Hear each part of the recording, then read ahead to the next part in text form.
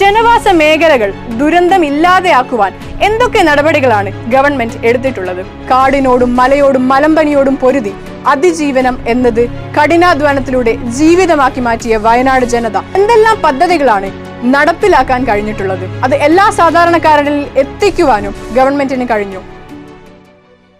വയനാട് ദുരന്തം ഓർക്കാപ്പുറത്തോ അതോ ഓർക്കാതെ പോയതോ?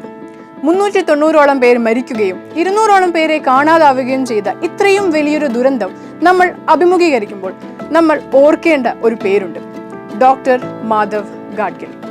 ആരാണ് ഡോക്ടർ മാധവ് ധനഞ്ജയ ഗാഡ്ഗിൽ? എന്താണ് ഗാഡ്ഗിൽ റിപ്പോർട്ട്? എന്തുകൊണ്ട് ഗാഡ്ഗിൽ റിപ്പോർട്ട്? ഗാഡ്ഗിൽ റിപ്പോർട്ട് എന്താണെന്ന് അറിയുന്നതിന് മുൻപേ അറിയേണ്ട ഒരു കോൺസെപ്റ്റ് ഉണ്ട്, എക്കോ സെൻസിറ്റീവ് സോൺ അഥവാ പരിസ്ഥിതി ലോല പ്രദേശം.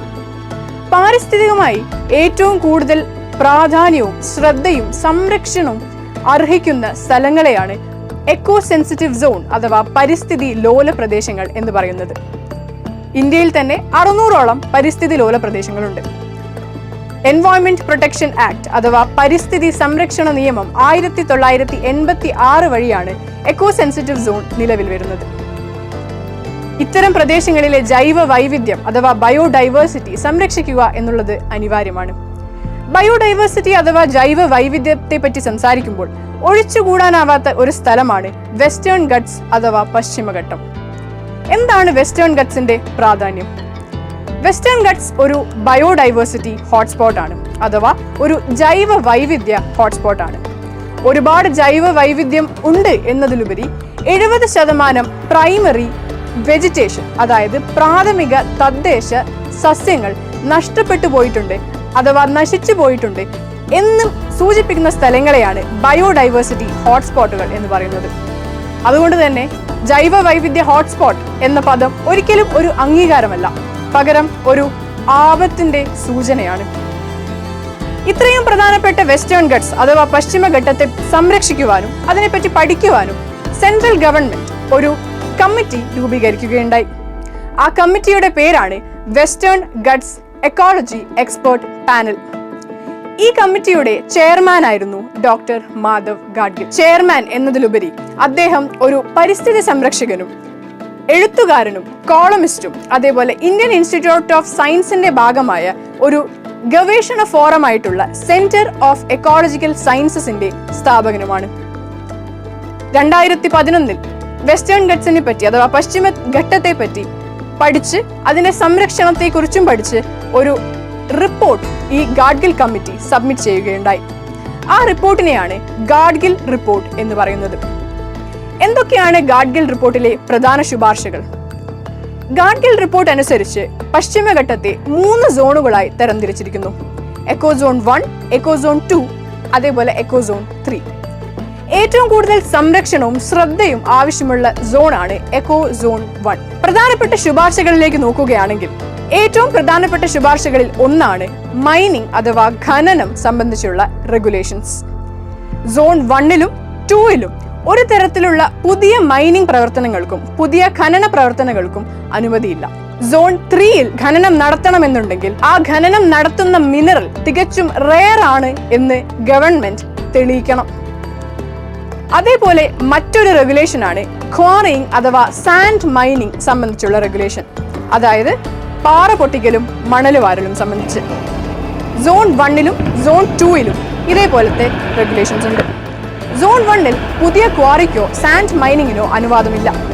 എന്നാൽ സോൺ 2ൽ അനുവാദം കൊടുക്കാൻ കഴിയും, പക്ഷേ സോഷ്യൽ ഓഡിറ്റിങ്ങിന് ശേഷം മാത്രം. അതായത് ഗ്രാമസഭകളിൽ ചർച്ച ചെയ്ത് തീരുമാനിച്ചതിന് ശേഷം മാത്രമേ സോൺ 2ൽ ക്വാറിയിങ്ങിന് അനുമതി കൊടുക്കാൻ സാധിക്കുകയുള്ളൂ.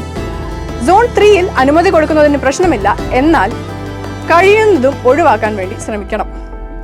ഈ 3 സോണുകളിലും eco zone 1, eco zone 2, eco zone 3 ഈ 3 സോണുകളിലും പ്ലാസ്റ്റിക്കിന്റെ ഉപയോഗം കംപ്ലീറ്റ് ആയിട്ടും മുഴുവനായിട്ടും നിരോധിക്കണം എന്നാണ് ഗാഡ്ഗിൽ റിപ്പോർട്ടിൽ പറയുന്നത്. അടുത്ത ശുപാർശ പൊല്യൂട്ടിംഗ് ഇൻഡസ്ട്രീസിനെ സംബന്ധിച്ചാണ്. പൊല്യൂട്ടിംഗ് ഇൻഡസ്ട്രീസ് അഥവാ മലിനീകരണത്തിന് കാരണമാവുന്ന ഇൻഡസ്ട്രീസ്, ഇതിനെ സംബന്ധിച്ചിടത്തോളം റെഗുലേഷൻ സോൺ 1ലും 2ലും ഒരു തരത്തിലുള്ള പൊല്യൂഷൻ ഇൻഡസ്ട്രീസും ഉണ്ടാവാൻ പാടില്ല. പുതിയ ലൈസൻസുകൾ ഒന്നും തന്നെ കൊടുക്കാൻ സാധിക്കുകയില്ല. അഥവാ ഏതെങ്കിലും ഇൻഡസ്ട്രീസ് ഇപ്പോൾ പ്രവർത്തിക്കുന്നുണ്ടെങ്കിൽ അത് സീറോ പൊല്യൂഷൻ, അതായത് ഒരു മലിനീകരണവും നടത്തുന്നില്ല എന്ന് ഉറപ്പുവരുത്തിയതിനു ശേഷം മാത്രമേ തുടർന്ന് പ്രവർത്തിക്കുവാൻ സാധിക്കുകയുള്ളൂ. അടുത്തത് വൈദ്യുതിയും ഊർജവും, അതായത് ഇലക്ട്രിസിറ്റിയും പവറും സംബന്ധിച്ചുള്ള റെഗുലേഷൻ ആണ്.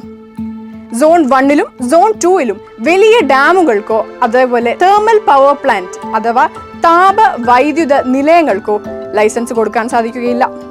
സോൺ 1ൽ 3 മീറ്റർ വരെ ഉയരമുള്ള ഡാമുകൾ പണിയാവുന്നതാണ്. സോൺ 2ൽ 15 മീറ്റർ വരെ ഉയരമുള്ള ചെറിയ ഡാമുകൾ പണിയാവുന്നതാണ്.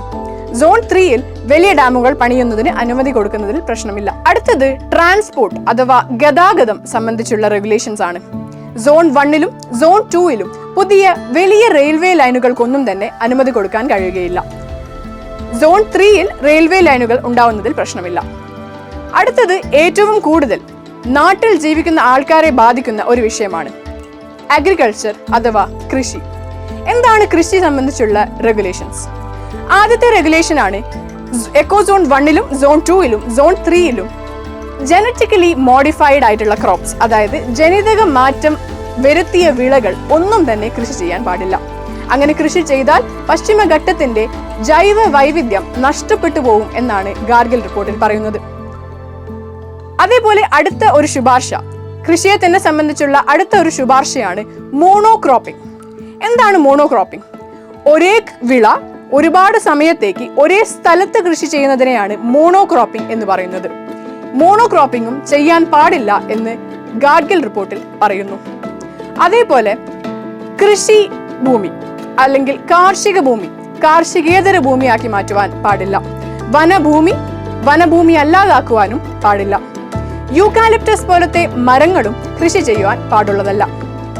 പൂർണ്ണമായും ഓർഗാനിക് ഫാമിംഗ് അഥവാ ജൈവ കൃഷിയിലേക്ക് മാറുവാനാണ് ഗാഡ്ഗിൽ റിപ്പോർട്ട് നിർദ്ദേശിക്കുന്നത്. അതേപോലെ തന്നെ 30% സ്ലോപ്പ് അഥവാ 30% ചെരിവുള്ള സ്ഥലങ്ങളിൽ ആനുവൽ ക്രോപ്സ് കൃഷി ചെയ്യാൻ പാടുള്ളതല്ല.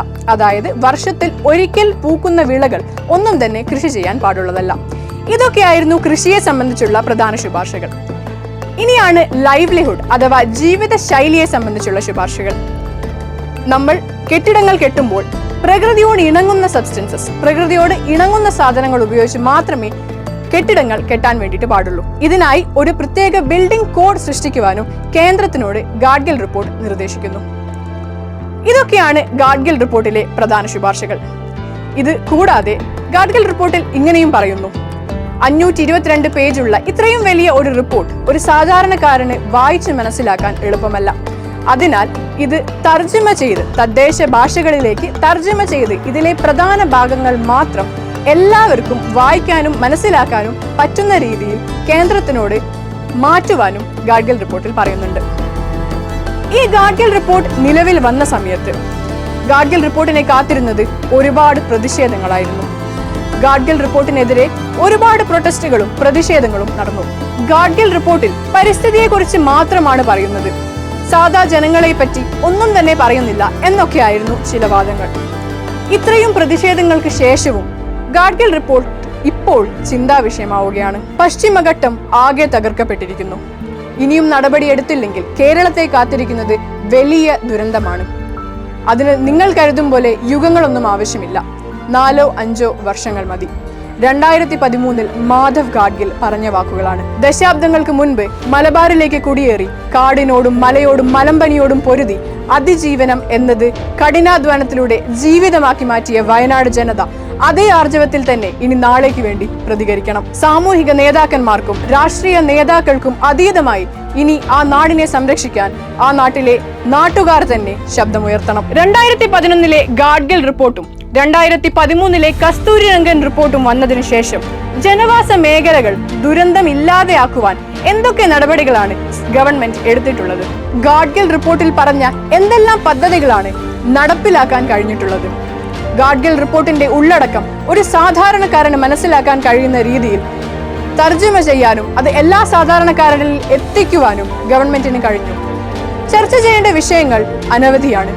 ചർച്ച ചെയ്തില്ലെങ്കിൽ ഇനിയും ആവർത്തനങ്ങൾ ഉണ്ടാവാം. ഇനിയും മറ്റൊരു വലിയ ദുരന്തത്തിന് സാക്ഷിയാവാതിരിക്കുവാൻ നമ്മൾക്ക് ഒരുമിച്ച് കൈകോർക്കാം. Let's act on Gadgil report.